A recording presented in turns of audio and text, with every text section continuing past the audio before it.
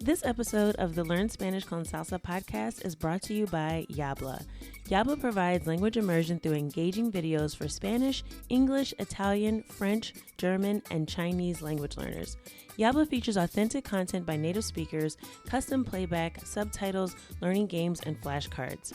Yabla is the premier language learning video platform with tools to enhance conversational understanding, such as the patented dictation game Scribe.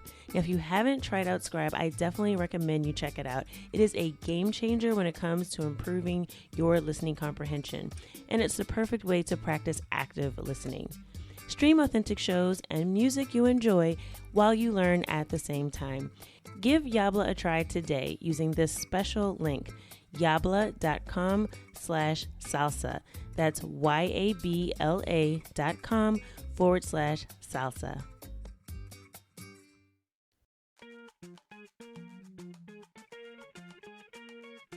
Bienvenidos! Welcome to the Learn Spanish Con Salsa podcast, the show for Spanish learners that love music, travel, and culture. Close your grammar textbooks, shut down the language apps, and open your ears to how Spanish is spoken in the real world. Let us show you how to go from beginner to bilingual. Here is your host, certified language coach, Tamara Marie. Hola y bienvenidos al episodio 42. Welcome to episode 42 of the Learn Spanish Con Salsa podcast.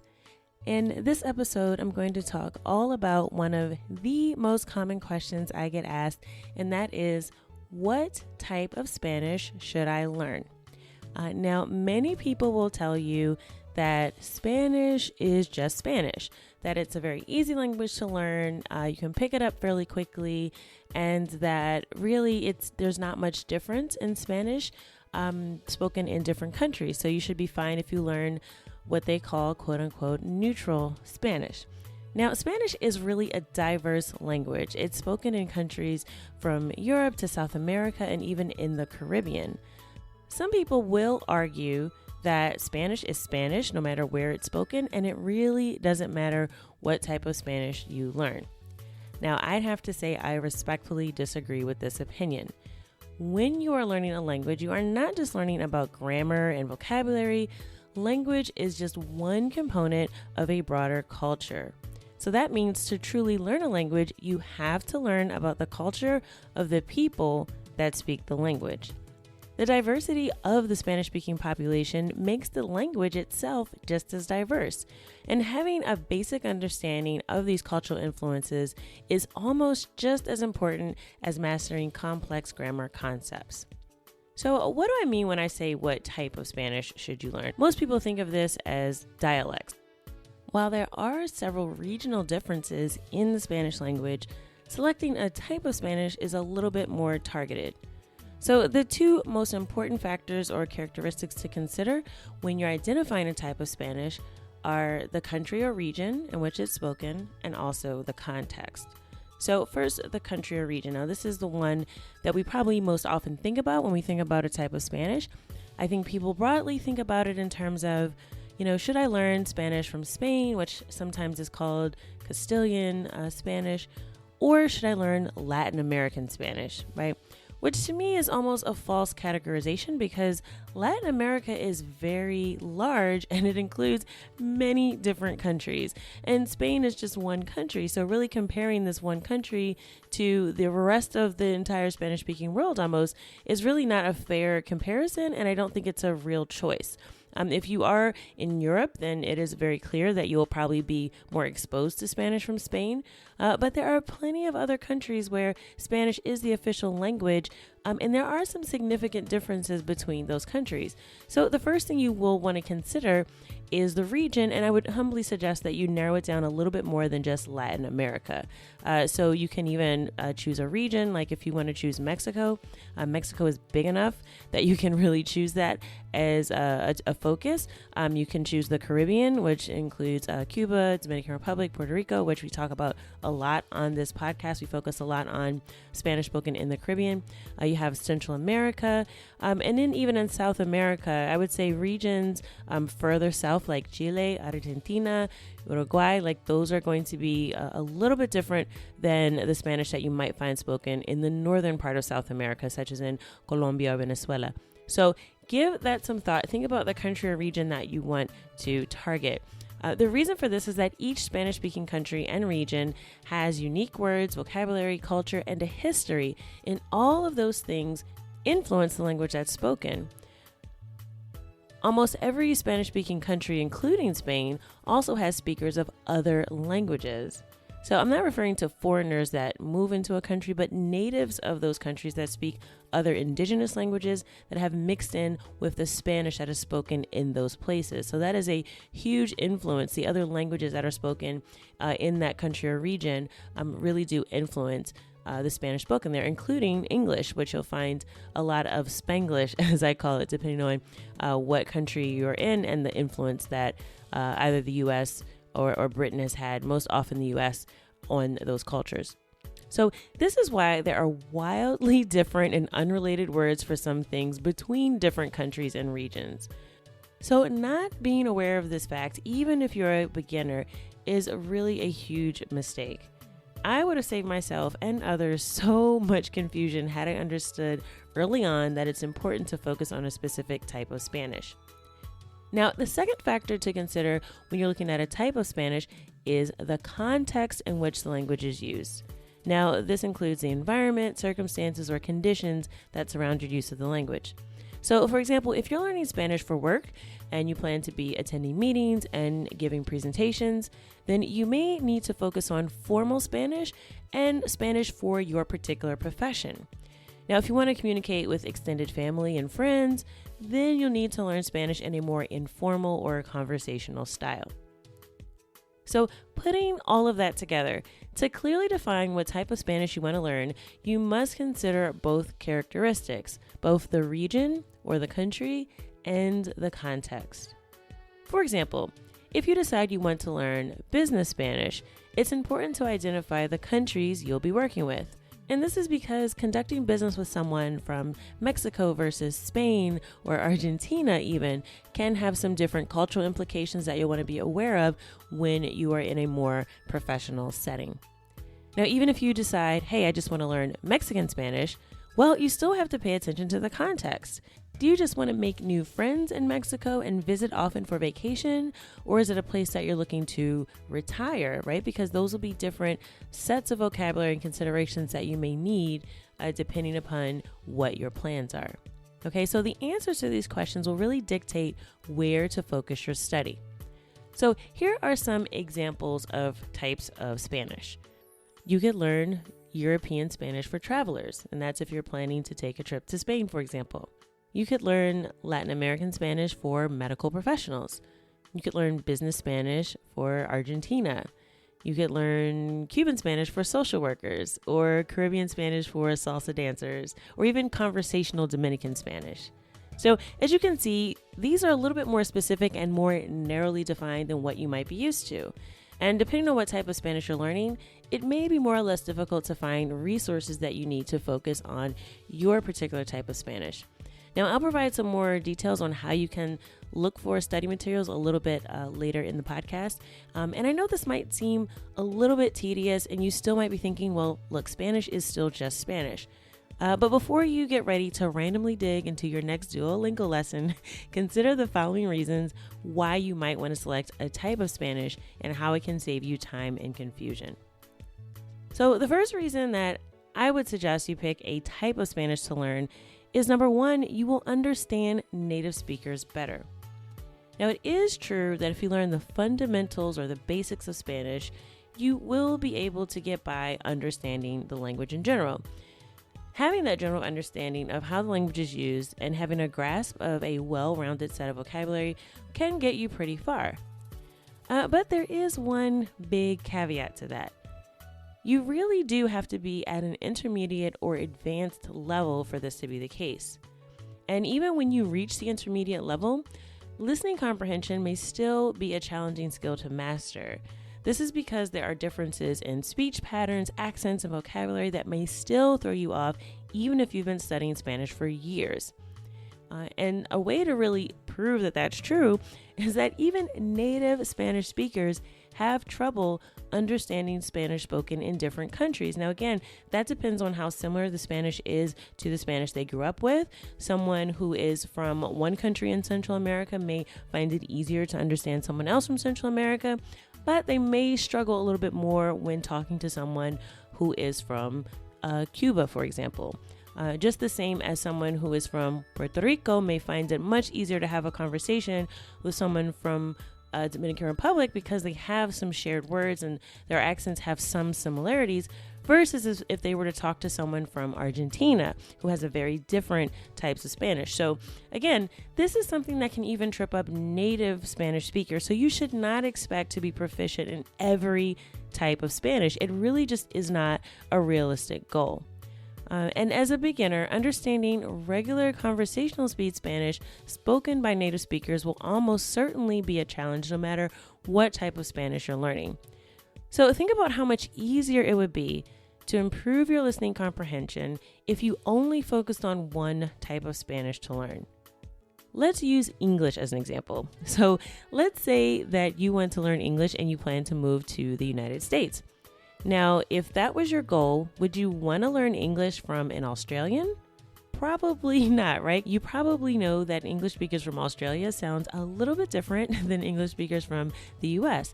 So this is just a very simple example, but I hope it illustrates to you that it really doesn't make sense to just blindly learn Spanish as if it's a monolithic language with no real differences.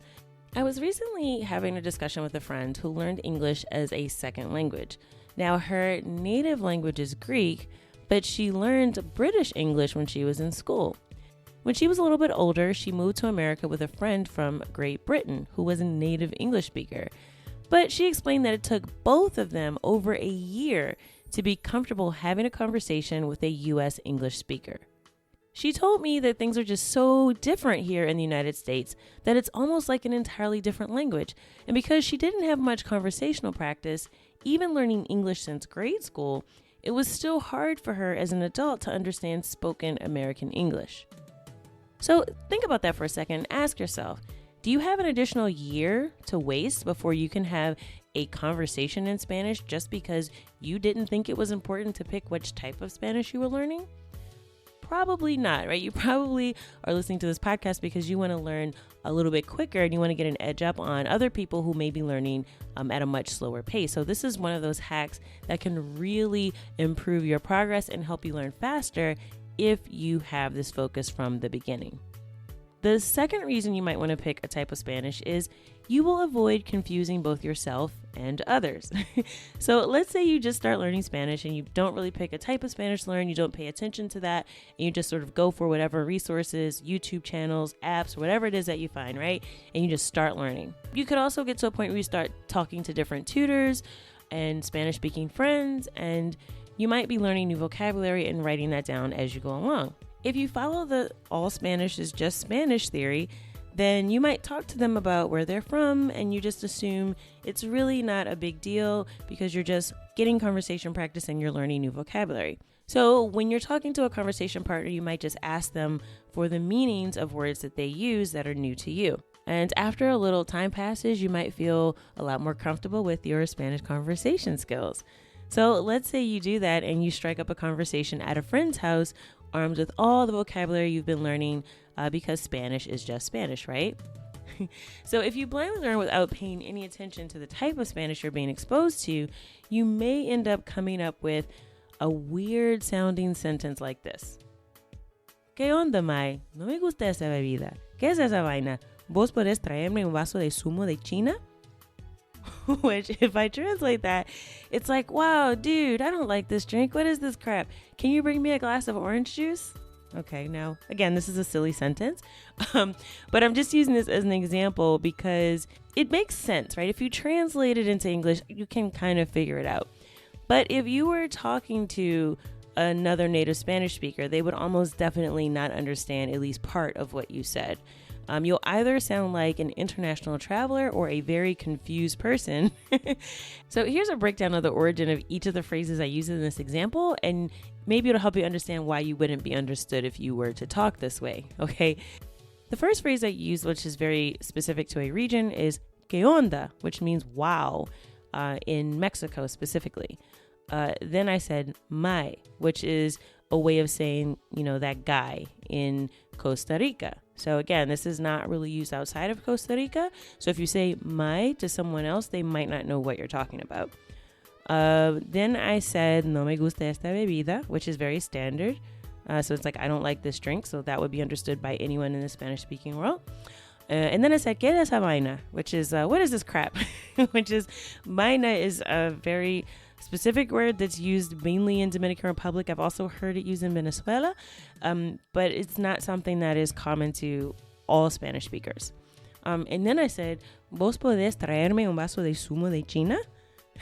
which sounds really crazy. So, ¿Vos podés is saying, can you? But I'm using voceo, which if you listen to our last episode, I talked about the 5 different ways to say you in Spanish, and this is one of them. And if you recall from that episode, I also mentioned that vos is very commonly used in Argentina, maybe some other parts of Central and South America, but it is not universal to the Spanish-speaking world, and it would sound a little bit odd if you just said vos podés. And so I say, vos podés traerme un vaso de zumo de China, okay? So vaso is a glass, right? That's pretty standard. Sumo means juice, but it's really only used in Spain. In most of Latin America, to say juice, you would say jugo. And again, some people might be familiar with this, but don't assume that everyone that speaks Spanish is an international traveler. So just because there are different ways to say something, everyone might not know what all of those ways are. So sumo, again, is very specific to Spain and not really used anywhere else. And then I said zumo de China.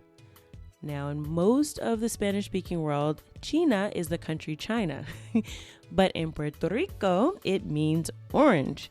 So you could see how this one simple sentence, ¿Qué onda, mae? No me gusta esta bebida. ¿Qué es esa vaina? ¿Vos podés traerme un vaso de zumo de China? You can see how that might sound really bizarre if you are a Spanish speaker, or even if you've been learning Spanish for a while and someone was to speak to you in this way, you would probably get lost as well, because there would be something in here that you would not know. So you can see with this silly example why it's important to pay attention to what you're learning, especially with vocabulary, and not just vocabulary, right? Because we talked about words, but grammar. So vos podés, that's grammar. There's many ways to say can you, right?